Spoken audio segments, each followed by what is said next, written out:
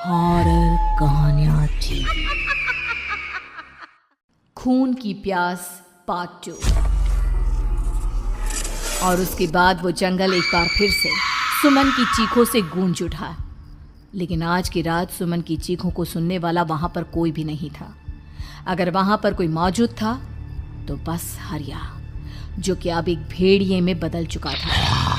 सुमन के बालों को पकड़कर घसीटते हुए वो जंगल के बीचों बीच एक जगह पर ले जा रहा था।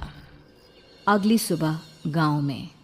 अरे भाई, पता नहीं क्या बात है, अपने गांव का हरिया किसान और उसकी पत्नी सुमन दोनों गायब हैं। दोनों का कोई अता पता नहीं। अरे कैसी बातें कर रहे हो भाई, ये कब हुआ है? अरे पूरे गांव में खबर फैली पड़ी है। कल रात को दोनों खेत की तरफ जा रहे थे, लेकिन लौटकर आए ही नहीं। तो हो सकता है अपने खेत पर होंगे। पूरा गांव ढूंढ कर आया है भाई। जानते हो क्या मिला वहां पर? क्या हुआ भाई? क्या मिला? बताओ हमें, क्या मिला? अरे हरिया की पत्नी सुमन के कपड़े पड़े हुए थे। शरीर का एक एक कपड़ा फटा हुआ झोपड़ी के बाहर पड़ा था, लेकिन दोनों पति पत्नी का कोई पता ठिकाना नहीं था। अरे भाई, लेकिन उसका जो दोस्त है ना रामू किसान, उससे पता करके आते हैं ना। अब तक तो दोनों साथ ही खेत पर जाया करते थे। हाँ, हमें उसके घर जाना चाहिए भाई। चलो वहाँ चलते हैं, चलो। वो सारे लोग रामू के घर पर पहुंचते हैं। रामू अपने घर के बाहर बैठकर हुक्का पी रहा था। आज सारे के सारे लोग टोली बनाकर मेरे घर क्यों आ रहे हैं? क्या कोई मर गया क्या भाई? अरे कैसी बातें कर रहे हो? तुम्हारा सबसे अच्छा दोस्त हरिया और उसकी पत्नी गायब है, और तुम यहाँ बैठकर हुक्का पिए जा रहे हो हैं? रामू ने अजीब सी नजरों से उन सब गांव वालों की तरफ देखा, जिसकी वजह से वो लोग एक बार के लिए डर गए। गायब है? अरे गायब नहीं है, मुक्ति मिल गई है। उन दोनों को मुक्ति मिली है। इस दुनिया में आकर हर इंसान पाप करता है, और उसे उसके पापों के लिए मुक्ति मिलना बहुत जरूरी है। अरे ये कैसी बहकी बहकी बातें कर रहे हो भाई, हैं? और इसका चेहरा अजीब सा क्यों लग रहा है? लगता है दोस्त के मरने का गम बैठ गया है। पागल हो गया है शायद ये पागल। ये बात सुनते ही रामू चीख कर जोर से चिल्लाते हुए कहता है, पागल मैं नहीं हूँ, पागल तुम सब हो। और ये शैतानी जंगल अब तुम में से किसी को नहीं छोड़ने वाला, सबको खा जाएगा। याद रखना मेरी बात। शैतानी जंगल? कैसा शैतानी जंगल? लगता है रामू पागल हो चुका है। हमें यहाँ से चलना चाहिए भाई। चलो। तभी रामू की पत्नी बाहर आती है। नहीं, आप लोग इनकी बात का बुरा मत मानिए। 2 दिन पहले हरिया के साथ खेत पर गए थे।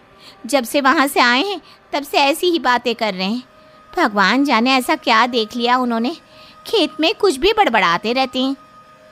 लेकिन गांव के लोगों ने कमला की कोई बात नहीं सुनी, और वो सब वहां से चले गए। रात अब धीरे धीरे ढलने लगी थी।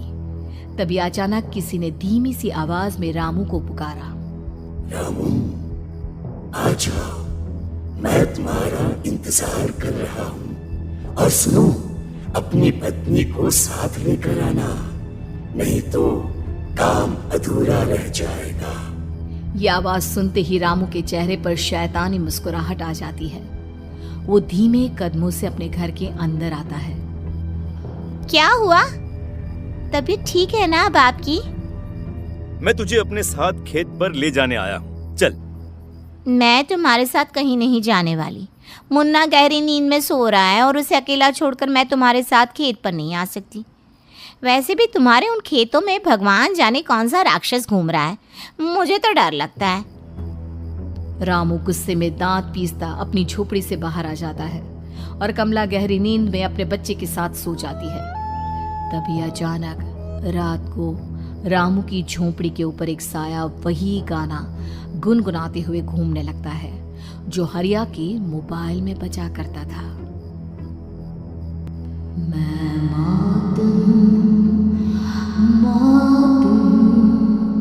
मौत जो पसरी है चारों ओर, जो आएगी कहीं से भी निगल जाएगी सबको। मैं ये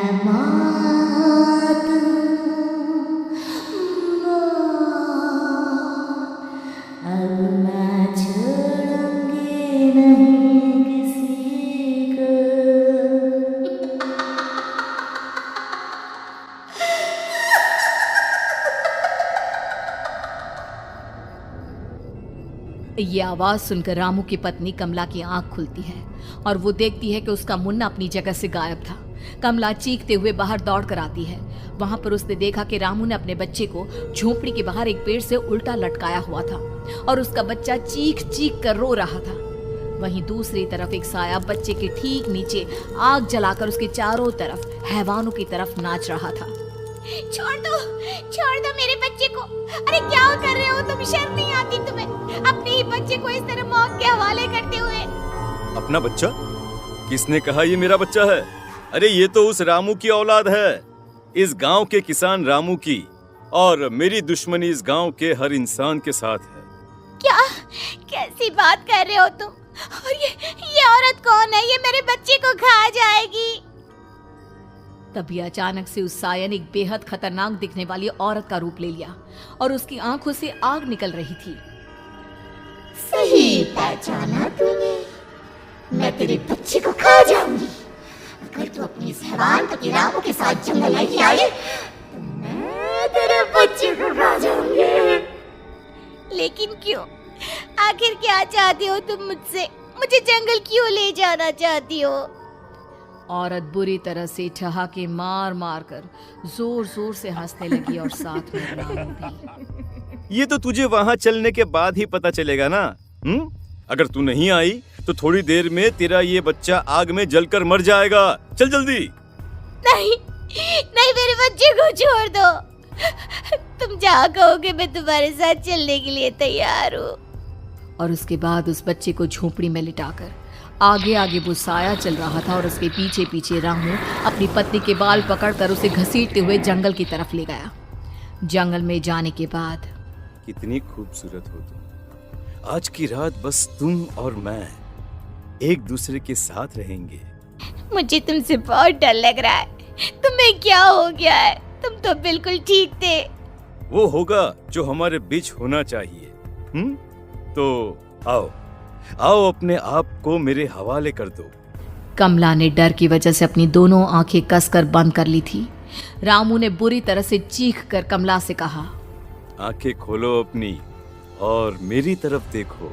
कमला ने जैसे ही अपनी आंखें खोली उसने देखा कि रामू एक खतरनाक खूनी हैवान में बदल चुका था। कौन हो तुम? जाने दो मुझे। क्या चाहते हो मुझसे? वही जो एक आदमी एक औरत से चाहता है। मैं तुम्हारा पति रामू नहीं, बल्कि इस जंगल का एक भेड़िया हूँ, और आज की रात तुम्हारे खून से अपनी प्यास बुझा जाऊं। और उसके बाद वो जंगल कमला की दर्दनाक चीखों से गूंज उठा। अगली सुबह कमला के कपड़े भी जंगल में उसी तरह पाए गए जैसे कि सुमन के पाए गए थे। इस घटना के बाद पूरे गांव में दहशत का माहौल था। अपने माँ बाप की मौत और गांव में हो रहे इस तरह की घटनाओं की खबर सुनकर किशन शहर से गांव लौट आया था। अपने माँ बाप की बेदर्द मौत की वजह से वो बहुत परेशान था। तभी अचानक उसे अपने घर में खाट के नीचे पड़ा हुआ वो मोबाइल फोन मिला जो उसने अपने पापा हरिया को गिफ्ट किया था। अरे कितने प्यार से पापा के लिए मोबाइल फोन लेकर आया था। इसे एक दिन भी काम में नहीं ले पाए। और आखिर कौन है जो गांव में इस तरह की हत्याएं कर रहा है? क्या है इन सब के पीछे? क्या है? मुझे पता करना ही होगा, वरना एक दिन पूरा का पूरा गांव खाली हो जाएगा। इस गांव में एक भी जिंदा इंसान नहीं बचेगा। गांव के लोगों की मदद करने के इरादे से किशन अपने गांव से दूर एक दूसरे गांव में बहुत बड़े तांत्रिक के पास मिलने के लिए गया। तांत्रिक बाबा, अब आप ही कुछ उपाय बता सकते हैं। भगवान जाने हमारे गांव को किसकी नजर लग गई है। नजर नहीं लगी है, किसी ने तुम्हारे गांव को बद्दुआ दी है। किसी सताई हुई आत्मा का प्रकोप है और अब वो पूरे गांव में किसी को नहीं छोड़ेगी जब तक उसकी आत्मा को शांति नहीं मिल जाती। अरे लेकिन ऐसा कौन है बाबा? किसकी आत्मा है और कैसे मिलेगी उसे शांति? मौत है मौत, कहीं से भी आएगी और सबको निगल जाएगी। इससे बचने का सिर्फ एक ही उपाय है, लेकिन उस उपाय को करना आसान नहीं होगा। जो भी उस उपाय को करने की कोशिश करेगा उसकी जान जा सकती है। भले ही मेरी जान चली जाए, लेकिन मैं अपने गांव के लोगों की जान बचाने की पूरी कोशिश करूंगा बाबा। तो ठीक है, फिर अगली अमावस की रात जैसा मैं कहता हूँ वैसा ही करना। अमावस की रात तांत्रिक के बताए अनुसार किशन अपने साथ केरोसिन लेकर जंगल की तरफ चल पड़ा। उसके हाथ में देवी के मंदिर का सिंदूर भी था। किशन जंगल के बीचों बीच पहुंचा। ये देखकर उसकी आंखें फटी की फटी रह गई। वहां एक उबलते पानी का तालाब था और कई लोगों की लाश लटक रही थी। किशन के माँ बाप की लाश भी वहीं थी। माँ, बापू, क्या हो गया? ये क्या हो गया? तभी वहां पर एक औरत और आदमी आते हैं। उन्हें देखकर किशन चौंक जाता है। गोपाल काका, आपकी तो 5 साल पहले मौत हो गई थी। और निर्मला काकी, आप? हाँ, मौत तो हो गई थी, लेकिन तुम ये नहीं जानते कि हमारी मौत कैसे हुई थी। क्या कहना चाहते हैं आप? कुछ नहीं, बस ये जान लो कि अब इस गांव में कोई जिंदा नहीं बचेगा। लेकिन क्यों काकी? क्योंकि 5 साल पहले इन गांव वालों ने मुझे डायन बताकर पत्थर मार मार के मार डाला। मेरी कोई गलती नहीं थी। गांव का एक बच्चा क्या लापता हुआ, सारा इल्जाम मेरी पत्नी पे डाल दिया। और जब मैंने निर्मला की जान बचाने की कोशिश की तो मुझे भी मार डाला। आपके साथ ये बहुत गलत हुआ काकी, लेकिन आप जो कर रहे हैं वो भी सही नहीं है ना? तुम यहाँ से चले जाओ, वरना तुम भी नहीं बचोगे। हमारी आत्मा पिछले 5 साल से मुक्ति के लिए भटक रही है। चले जाओ यहाँ से। मौका देखकर किशन सिंदूर उन दोनों के ऊपर डाल देता है। उनका शरीर जलने लगता है और वो भयानक तरीके से चिल्लाने लगते हैं। अगले ही पल किशन उनके ऊपर केरोसिन डाल देता है और वो दोनों जल जाते हैं। किशन अपने माँ बाप और दूसरी लाशों का अंतिम संस्कार करवाता है और अपने घर लौट आता है।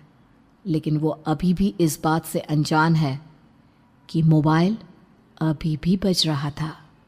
मैं मौत हूँ, मौत।